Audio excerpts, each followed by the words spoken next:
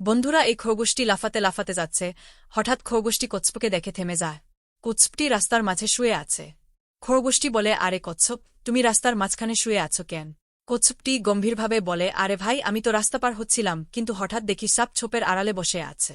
খরগোশটি চমকে বলে, কি সাপ? সে তো খুব ভয়ঙ্কর।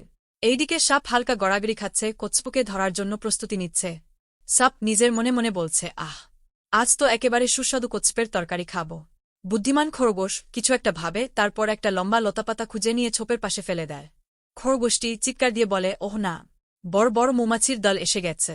সাপ ভয় পেয়ে হঠাৎ করে পালাতে যায়, কিন্তু তার লেজ লতাপাতায় জড়িয়ে পড়ে। সে চিৎকার করতে করতে পালিয়ে যায়। কচ্ছপ হাসতে হাসতে উঠে দাঁড়ায়। কচ্ছপ বলে, ওহ খরগোশ, তুই না থাকলে আজ আমার আর রক্ষা ছিল না।